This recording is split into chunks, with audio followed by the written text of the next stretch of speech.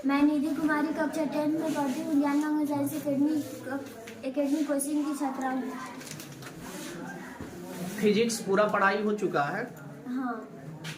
इसमें से subjective question पूछा जाएगा तो बता देगी। हाँ। चलो कुछ क्वेश्चन पूछ रहे हैं, बताओ। सबसे पहला क्वेश्चन बताओ, प्रकाश क्या है और इसके बारे में भी। प्रकाश एक ऊर्जा का स्रोत है जिसके सहायता से हम लोग अपने आसपास के सब वस्तुओं को देख पाते हैं। शून्य में निर्वात प्रकाश का वेग 3×10⁸ मीटर प्रति सेकंड होता है। शून्य में या हवा में प्रकाश का वेग लगभग समान होता है। राइट। अगला क्वेश्चन,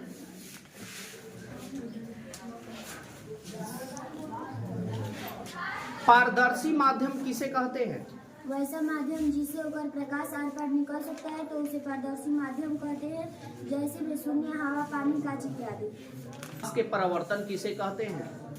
किसी चिकनी चमकीली सतह से टकराकर प्रकाश के उसी माध्यम में लौटने की क्रिया को प्रकाश का परावर्तन कहते हैं। प्रकाश के परावर्तन का कितना नियम होता है। प्रकाश के परावर्तन के 2 नियम होते हैं जो निम्नलिखित है। आपतन कोण परावर्तन कोण के बराबर होता है। आपतित किरण परावर्तित किरण आपतन बिंदु पर डाला गया अभिलंब किरण एक ही तरह होता है। राइट। इसके बाद अगला क्वेश्चन, उत्तल दर्पण किसे कहते हैं। वह गोलीय दर्पण जिसमें परावर्तन उसके दबे भाग से होता है उसे अवतल दर्पण कहते हैं। अवतल दर्पण को अभिसारी दर्पण भी कहा जाता है। राइट। अवतल दर्पण के कुछ उपयोग बताओ। अवतल दर्पण के कुछ उपयोग निम्नलिखित है। दंत चिकित्सक दांत को स्पष्ट देखने हेतु इसका उपयोग करते हैं। कान, नाक, गर्दन आंतरिक जांच हेतु डॉक्टर इसे उपयोग में लाते हैं। सौर कुकर या सौर भट्टी में सूर्य को प्रकाश को अभिसारित करने के लिए किया जाता है।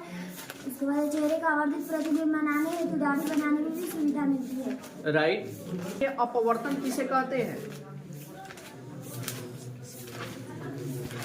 प्रकाश का अपवर्तन किसे कहते हैं। जब प्रकाश की किरण एक माध्यम से दूसरे माध्यम में जाती है तो वो अपने पूर्वी पथ से विचलित हो जाती है। इस प्रकार की घटना को प्रकाश का अपवर्तन कहते हैं। राइट। प्रकाश के अपवर्तन का कितना नियम होता है। प्रकाश के अपवर्तन के 2 नियम होते हैं जो निम्नलिखित है। आपतित किरण परावर्तित किरण आपतन बिंदु पर डाला गया अभिलंब किरण एक ही तरह होता है। इन्हीं 2 अपारदर्शी माध्यमों में किसी विशेष रंग की किरणों के लिए आपतन कोण की साइन तथा अपवर्तन कोण की साइन का अनुपात एक नियतांक है जिसे μn द्वारा सूचित किया जाता है। प्रकाश के अपवर्तन का खोज स्नेल ने किया था, इसलिए प्रकाश के अपवर्तन के दूसरे नियम को स्नेल नियम के नाम से भी जाना जाता है। μn बराबर sin I बटा sin R, I बराबर आपतन कोण, R बराबर अपवर्तन कोण। राइट। अगला क्वेश्चन, सघन माध्यम किसे कहते हैं। जिस माध्यम का अपवर्तनांक अपेक्षाकृत अधिक होता है उसे सघन माध्यम कहते हैं। और क्रांतिक कोण किसे कहते हैं। जब प्रकाश की किरण सघन माध्यम से विरल माध्यम में जाती है तो वह अपने पूर्वी पथ से विचलित हो जाती है और आपतन कोण का मान क्रांतिक कोण से अधिक होता है तो उसे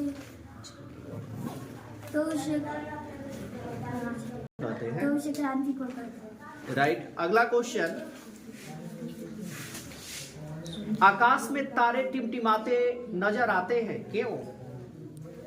आकाश में तारे टिमटिमाते नजर आते हैं क्योंकि प्रकाश के अपवर्तन के कारण तारे टिमटिमाते नजर आते हैं। राइट। अगला क्वेश्चन, इसकी क्षमता से आप क्या समझते हैं। लेंस की क्षमता उस लेंस की फोकस दूरी द्वारा व्युत्क्रम द्वारा व्यक्त की जाती है। लेंस का कम से कम एक सतह गोलीय तथा दूसरा सतह समतल होता है। लेंस की क्षमता P बराबर 1/1। अगला क्वेश्चन, प्रिज्म किसे कहते हैं।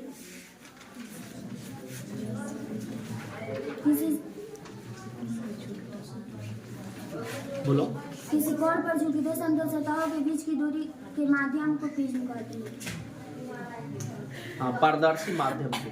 राइट। अगला क्वेश्चन, वर्ण विक्षेपण किसे कहते हैं।